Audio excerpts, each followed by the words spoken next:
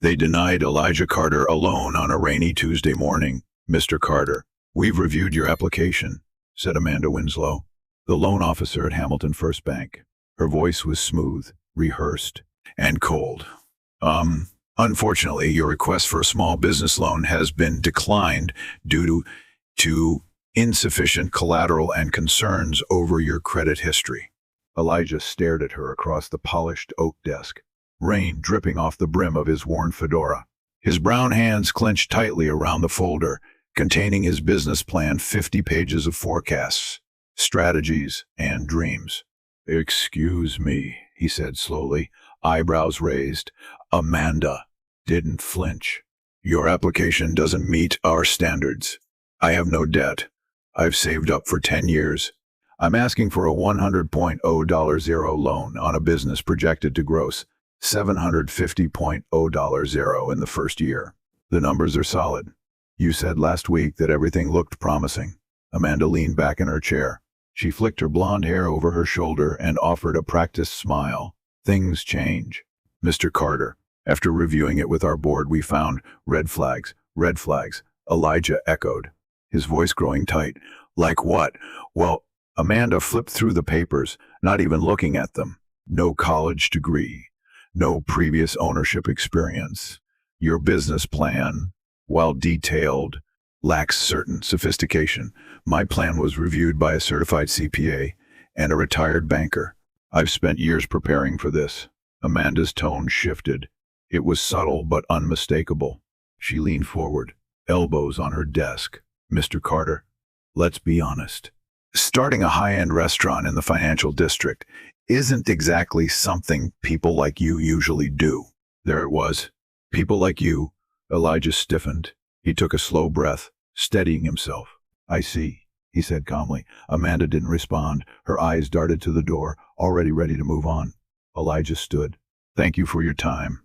As he walked out of the bank, shoulders heavy, rain soaking through his coat, he whispered to himself, "They're gonna regret this." 3 months later, Elijah sat in the back corner of Café Noir, a cozy jazz-themed spot on 5th and Lenox, sipping black coffee. The room buzzed with energy entrepreneurs, artists, and professionals mixed over soft saxophone melodies. His friend and mentor, Harold Thompson, a retired investor and black business mogul, slid into the seat across from him. "You sure about this, Eli?" Harold asked, placing a thick manila envelope on the table. "I'm done asking," Elijah said. "I'm buying." Harold smiled. "I pulled the strings. You'll need to match the down payment. And the rest, well, let's just say the current board is in financial quicksand." Elijah opened the envelope. Inside, documents, acquisition plans, and a letter of intent to purchase Hamilton First Bank, the same bank that denied him a loan. "You really want this bank?" Harold asked, sipping his tea. "I don't want revenge," Elijah said. "I want justice. For me. For every entrepreneur they've shut out. This isn't just about a loan. It's about changing the system." Harold leaned in. "Then let's shake the world, son." 6 months later, the deal was done. The board of Hamilton First Bank had no idea who Elijah Carter really was when the buyout came. Through a shell company and a team of top lawyers and investors, many of them people of color, Elijah acquired a controlling interest. The ink had barely dried when the board was summoned for an emergency meeting. Amanda Winslow arrived in a red blazer and heels. Walking with her usual smug confidence, she stepped into the conference room, not recognizing the man sitting at the head of the table. "Elijah Carter," he said, standing. Amanda blinked, her mouth parting slightly. What are you doing here?" "I'm your new boss," Elijah said. "Owner and acting CEO. As of this morning." The room fell silent. A gray-haired man coughed. "Mr. Carter, this is highly unusual." "No," Elijah cut in, his voice calm but ironclad. "What's unusual is denying people loans based on the color of their skin. What's unusual is your board approving 90% of white-owned businesses with weaker plans than mine." What's unusual is your branch rejecting 10 minority applicants for every one you approve. Amanda turned red. This is a mistake. No, Elijah said. This is history. Over the following weeks, Hamilton First Bank underwent a transformation. The new leadership implemented transparent lending standards, prioritized underserved communities, and launched the Open Doors program to support minority entrepreneurs. Local media picked up the story. Then national media. Elijah Carter became a household name. But the most unforgettable moment came 2 months later when Elijah held a press conference in the main lobby. Cameras flashed. Reporters leaned forward. Elijah stood beside Harold and a dozen local business owners he had personally helped secure funding. We're not just changing a bank, Elijah said into the microphone. We're changing who holds the pen, who gets to write the rules. Amanda stood in the back of the crowd, arms crossed, face unreadable. Elijah's eyes met hers. Just for a moment, he smiled. She looked away. Elijah stepped away from the podium as the crowd erupted into applause. Flashbulbs sparked like lightning. The sound of shutter clicks, like distant thunder in the room filled with marble pillars and polished floors. For a moment, the weight of what he had accomplished sat squarely on his shoulders, and he stood tall beneath it. Harold clapped him on the back. You did it, kid. But Elijah shook his head slowly. No, this is just the beginning. The next morning, Elijah arrived at the executive offices wearing a tailored charcoal gray suit with silver cufflinks shaped like lions. The receptionist, a young black woman named Janelle, who had once been told she wasn't polished enough for front desk work, beamed as he walked in. Good morning, Mr. Carter. Elijah smiled. Good morning, Janelle. You settling in okay? Better than okay, she grinned. Feels like a whole new world up here. He nodded. That's the goal. Inside his office, once reserved for the former CEO who now quietly sat in forced retirement, Elijah placed a framed photo of his late mother on the desk. She had scrubbed hotel bathrooms for 30 years and died before seeing her son make good on every promise he whispered as a boy. You were right, Mama, Elijah murmured. They ain't better than me, just louder. There was a knock at the door. Come in. Amanda Winslow stepped in wearing a black blouse. Her expression, a blend of forced professionalism and barely concealed resentment. Her posture was still straight, her gaze still sharp, but the confidence had thinned. Mr. Carter, she began. Amanda, he said coolly, gesturing to the seat across from him. Let's talk. She hesitated, then sat. I assume this is about your position, Elijah said, watching her. Yes, she replied. I'd like to know where I stand. Elijah leaned forward, fingers laced. Let me ask you something, Amanda. When you denied me that loan, was it personal or policy? She looked flustered. I was following protocol. Based on the data, number you weren't, Elijah said calmly. Because I've now reviewed over 400 applications approved by you in the past year. You gave loans to people with bankruptcies, evictions, and criminal records, but not to me. Not to Maria Delgado, not to Jamal Whitaker, not to Keisha Bryant. All had airtight business plans, all rejected. Amanda's cheeks flushed. That's not fair, no, Elijah interrupted, voice sharp but controlled. What's not fair is gatekeeping opportunity while smiling in someone's face. What's not fair is pretending meritocracy exists in a system built on bias. Amanda stood up. So what now? You want to fire me, humiliate me? Elijah stared at her for a long moment. No, he finally said. I want you to work in the community branch on East 112th. Ground level. You'll be reporting to Keisha Bryant. She's the new regional manager. Amanda's mouth dropped open. What? You can't be serious. You have a choice, Elijah said. Learn, grow, make amends, or walk. She stood frozen. Then, without a word, she turned and left. Harold walked in just as the door closed. You just assigned the queen of microaggressions to report to the woman she ghosted last year. Elijah smirked. Poetic justice. 3 weeks later, the East 112th branch was buzzing. For the first time in years, The line out the door wasn't people closing accounts, but opening them. Elijah walked through the branch quietly, watching Amanda behind the counter, helping an elderly man fill out a loan application. Her voice was softer now, her words more careful. She was listening. When she looked up and saw Elijah watching, she offered a small, almost imperceptible nod. He nodded back. Outside, on the sidewalk, a teenager ran up to him. "Mr. Carter, hey, can I take a selfie with you?" Elijah laughed. "Sherman, what's your name?" "Darius.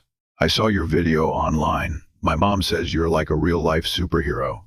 I'm just trying to keep the doors open." "Darius, you think I could ever be a CEO?" Elijah knelt slightly so they were eye level. "You already are," he said. "Just gotta act like it." Months passed. The bank's culture transformed. Elijah launched internship programs for high school students in underserved neighborhoods, microloan options for small businesses, and free financial literacy workshops. One day, he was reviewing paperwork when his assistant buzzed in. "There's a visitor here to see you. Says she's your aunt." Elijah's heart skipped. "Aunt Laverne," he said, rising. The door opened, and in walked a woman with soft silver curls and a navy blue dress. She opened her arms, and Elijah rushed into them. "Boy," she said, holding him tight, "your mama would have cried seeing you like this." "I owe everything to her," Elijah said, eyes glistening. "She said you were going to change the world, and you are. But not everything came easy." At a shareholders' meeting in November, a tall, stern man in a navy suit stood up. "Mr. Carter," he said, "as one of the bank's long-term investors, I must ask, how is prioritizing diversity over profit a sustainable business model?" Elijah stood calmly at the podium. "Sir," he said, "diversity isn't charity, it's smart business. Since we've diversified leadership and implemented equitable lending, our new client base has expanded by 47%. Loan repayments have improved by 18%. We're not just more inclusive, we're more profitable." The man sat down slowly. The room broke into applause. Elijah's days were long, but every night he returned to a modest brownstone he shared with his wife, Layla, a sculptor, and their baby daughter, Nia. One evening, he sat rocking Nia in his arms, her tiny fingers curled around his tie. "You know," he whispered, "they tried to lock me out." Slammed the door shut. Nia gurgled softly, her eyes closing. "But I built a new door." 2 years after taking over the bank, Elijah was invited to speak at the National Finance Summit in D.C. He stepped on stage to a standing ovation. "My name is Elijah Carter," he said into the mic. "I'm the son of a hotel maid. I'm the man they once said didn't belong in the boardroom. And I'm here because I refuse to accept that no was the end of my story." He paused, looking out at the sea of faces. "I wasn't just denied a loan, I was denied dignity. And now I make sure no one else is." The applause was thunderous. Somewhere in the crowd, Amanda sat with Keisha. They clapped together. Outside the conference hall, a massive banner read, "From Denied to Defining the Future. Elijah Carter's Journey." And Elijah. He stood tall beneath it, unapologetically black, undeniably brilliant, and absolutely unstoppable. The morning after the summit, Elijah stood alone in his hotel room, looking out over the Capitol dome, phone buzzing on the nightstand. He ignored it for a while, just watching the sunlight pour in. For a man once told he wasn't qualified, he now held invitations to every major banking forum, equity roundtable, and economic development conference in the country. But he didn't care about applause. He cared about the little boy from his neighborhood who once whispered, "I want to be a boss like you." With wonder in his eyes, he picked up the phone. It was a message from a number he didn't recognize. "You don't know me, but I saw your speech last night. I'm a loan officer in Michigan. I cried watching it. I've been trapped in a system I knew was wrong, but didn't know how to fight. You've lit the fire. I just wanted to say thank you." He stared at the message for a long time, then typed 2 words back, "Keep going." Back in New York, Elijah returned to the East 112th branch to surprise the staff. They didn't know he was coming. When he walked in, Keisha looked up and burst into a grin. "Look what the cat dragged in." She laughed. "I miss the energy here," he said. "And the coffee. I'll make a fresh pot." Amanda appeared from the side hallway. Her shirt sleeves were rolled up, hair tied back. She carried a stack of flyers. "Carter," she said, nodding. "Amanda." There was a beat.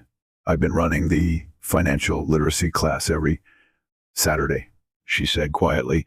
"We're up to 28 regulars, mostly single mothers and small business owners." He raised his eyebrows slightly, impressed. "That's good work. One had no idea what I didn't know," she admitted. "But I'm learning." He nodded, the approval in his eyes subtle but unmistakable. "Keep pushing. It matters." She exhaled. "I was wrong about you. About a lot of people. You were taught to be," he said gently. "Unlearning is a choice." That day, Elijah joined the class. He stood quietly in the back as Amanda explained compound interest to a room full of black and brown parents. Their questions were real, raw. One woman said, "They never taught us this in school," like they didn't want us to win. Elijah couldn't help but think, that's exactly why they didn't. Months passed. Then one night, Elijah sat in the living room watching a documentary about redlining. Lila walked in carrying baby Nia, who was now toddling clumsily from couch to couch. "They're doing a follow-up on your story," she said. "A major network. They want to show what the community looks like now." He nodded slowly. "Let them. The world should see what happens when we invest in our own." The camera crews came 2 weeks later. They followed Elijah to a community garden he funded, to a co-op grocery store started by a young mother he gave a loan to, and to a tech hub run by formerly incarcerated men learning to code. They captured it all.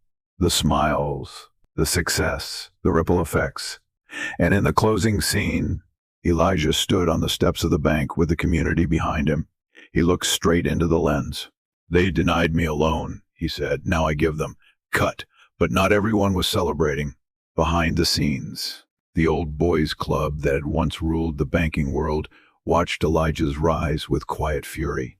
At a private gala in Manhattan's Upper East Side, 2 former Hamilton board members sipped scotch by a marble fireplace. "This Carter character is turning banking into activism," one scoffed. "He's disrupting the ecosystem," another grumbled. "He's making us look like villains." The first man narrowed his eyes. "Let's see how long he lasts." And with that, the smear campaign began. Anonymous reports were filed. Articles floated around questioning Elijah's qualifications, his background, even his integrity. "Self-made or just lucky," read one headline. Elijah's staff tried to shield him, but eventually it reached his desk. He read the article in silence, then folded the paper in half. "Let them come," he said to Harold, who sat across from him. "I'm not afraid." "Good," Harold said, voice like gravel, "because change always brings enemies. But your roots are deep now. They can't blow you over."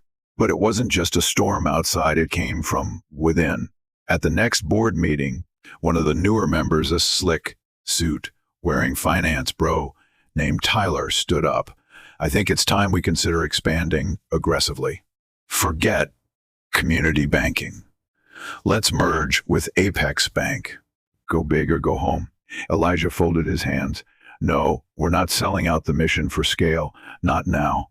"You're holding us back," Tyler snapped. "We're profitable enough to dominate. This isn't a charity." Elijah rose slowly, his voice calm but unshakable. "This is a people's bank. And if you think community and profit can't coexist, you're free to leave." Tyler stormed out. Others murmured but didn't follow. Elijah's vision stood strong. One day, while visiting a youth entrepreneurship camp, Elijah noticed a boy sitting alone in the corner, sketching. He walked over. "Hey, I'm Elijah. What are you working on?" The boy looked up, wide-eyed. "I know who you are," he whispered. "My grandma said you bought the place that wouldn't give her a loan. Said you flipped the whole script." Elijah smiled. "And now you're next in line." The boy held up his sketch pad. It was a drawing of a bank, but instead of a dollar sign, there was a heart on the front. "What do you call this?" The Dream Bank, the boy said. Elijah felt his throat tighten. That's the best name I've ever heard. Years passed. Elijah didn't slow down. He built branches in other cities, trained a new generation of diverse executives, and wrote a book called From Denied to Defining that topped every bestseller list. The bank's profits soared, but more importantly, so did hope. And one day, he walked back into that same office, the one Amanda had first denied him in, and sat in the chair she once claimed held all the power. A young woman entered. "Hi, I'm Trina," she said nervously. "I'm applying for a loan. I want to open a bookstore, a real one, for kids in the Bronx." Elijah stood, shook her hand, and smiled warmly. "Tell me everything." Because now he was the one holding the pen. And he was rewriting every rule they once used to keep people like him out. Elijah listened intently as Trina spoke about her dream. "I want to build something that lasts," she said. "A place where kids can see themselves in the stories they read. Not just wizards and dragons, real heroes. Like them, like us." Elijah leaned back, smiling. "You remind me of someone." "Yeah," she asked. "My mother. She never got to open her own place, but she passed her dreams on." Trina sat up straighter. "I'm not asking for a handout. Just a chance. You've got it," Elijah said, sliding her folder back across the table. "Loan approved. And if you ever need a mentor, my door's open." Trina blinked. "You're serious?" As a heart attack. Her hands shook as she grabbed the folder. "Thank you, Mr. Carter. Thank you." As she left, Elijah looked over at the photo on his desk, his mother, standing outside the motel where she once cleaned rooms, hands on her hips, defiant. "This one's for you, Mama," he whispered. That night, Elijah and Layla sat on the back porch of their brownstone, wrapped in blankets, while Nia played with her wooden blocks under a string of warm patio lights. "I think it's time I stepped back," Elijah said softly. Lila looked over. "Retirement, not yet. Just less frontline, more mentoring. I've built the system. Now I want to empower the next ones to run it." She smiled. "They'll be lucky to have you." He reached for her hand. "I already am." A few months later, Hamilton First, now rebranded as Horizon Bank, opened its flagship Dream Center in Brooklyn. It wasn't just a bank. It was a co-working space, a classroom, a resource hub. Elijah walked through it slowly during the soft opening, shaking hands, hugging grandmothers, ruffling kids' hair. A group of teenagers were gathered around a glass display where a plaque read, "From Denied to Defining, the Elijah Carter Legacy Wall." "Who's that guy?" one asked. A mentor nearby smiled. "That guy is the reason you're all here." Elijah chuckled from a few feet away. "That guy's still learning." The kids turned and recognized him. "Yo," one shouted. "You're him." "Guilty," Elijah said, grinning. "Can we take a pic?" They swarmed him. As the camera snapped, Elijah smiled, knowing the future was already rising behind him. One day, while sitting in the office he rarely used anymore, Harold came in with 2 mugs of coffee. "You hear what the Fed said?" Harold asked. Elijah raised an eyebrow. "Which part?" "They called Horizon a model institution. First time that word's been used about a black-led bank since, well, ever." Elijah took a slow sip. "Funny how the system resists change, then praises it when they realize it works." "You ready for your next move?" Harold asked. Elijah looked out the window. The city pulsed below. "I don't think it's mine to decide anymore." "Then whose?" He smiled. "Theirs," he said, pointing toward the next generation, the ones opening bookstores, coding apps, building spaces. I was the wedge. They're the flood. That summer, Lila held her first solo art exhibit, sculptures made from reclaimed metal, each named after a word Black people were once denied: grace, credit, leadership, worth. At the exhibit, a young boy stood in front of a statue titled Loan. "What does this one mean?" he asked. Lila looked over at Elijah. "It means everything they said we couldn't have, we built anyway." The boy's eyes widened. Cool. Years passed. Elijah grew older, his beard silvering, but his voice remained steady. On the 20th anniversary of Horizon Bank's transformation, he gave one final speech, not in a conference hall, not on television, but on the same street corner where he once stood in the rain, clutching a folder, rejected and humiliated. A crowd of thousands stood before him now. I was told I didn't belong, Elijah said, that people like me couldn't lead, couldn't understand numbers, couldn't be trusted with money. But here's what I learned. He paused, scanning the faces young, old, rich, poor, black, white, brown, Asian, indigenous, immigrant, native born. The lie was never about our worth. It was about their fear. Fear of what we'd build if we ever got a shot. He held up a weathered copy of his original business plan, still marked with Amanda's rejection stamp. They denied me a loan. The crowd leaned in. He tore the page in half. Then I bought the bank. Roars, cheers, tears. And now, he said, lifting his arms, I give loans every day. Not just money, but belief in us, in what we can be.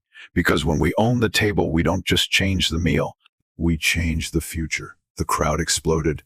Nia, now a teenager, stood in the front row, cheeks wet with tears. Lala wrapped her arms around her. He did it, Nia whispered. No, Lila said. He started it. Later that night, as the crowd dispersed, Elijah walked alone to the very bench where he had once sat that rainy Tuesday, the day they told him no. He sat down, closed his eyes, listened to the city, felt the hum of progress moving through every streetlight and subway rumble. He smiled, then stood up and walked away, never looking back, because he had already changed everything, forever.